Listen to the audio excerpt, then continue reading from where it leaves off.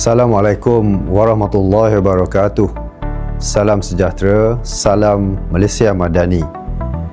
Terlebih dahulu saya mengalu-alukan kehadiran pasukan inspektorat dari pejabat Ketua Pegawai Keselamatan Kerajaan Malaysia ke KUSKOP yang hadir bagi tujuan Inspektorat Anugerah Khas Keselamatan Perlindungan tahun 2025. Namun begitu, saya mohon maaf kerana tidak dapat bersama dengan tuan-tuan dan puan-puan semua kerana ketika ini saya dalam perjalanan ke Pulau Jeju, Korea Selatan bagi menghadiri mesyuarat APEC.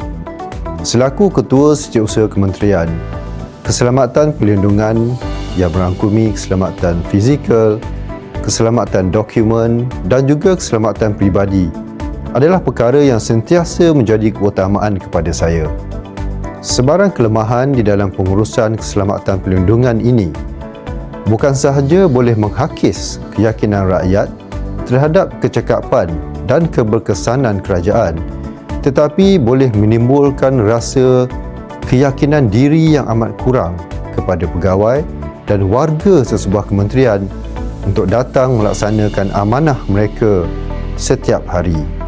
Beberapa siri kursus dan media telah dilaksanakan oleh KUSKOP yang bertujuan untuk memberi kepahaman dan pendedahan kepada semua warga kementerian ini ke atas kepentingan keselamatan perlindungan.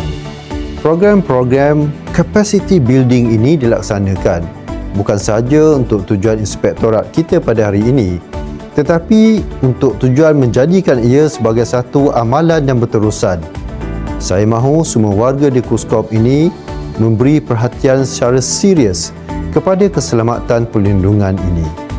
Untuk itu, saya sekali lagi mengalu-alukan kehadiran pasukan inspektorat dan saya berharap agar program selama 2 hari di kementerian ini akan berjalan dengan lancar dan tersusun.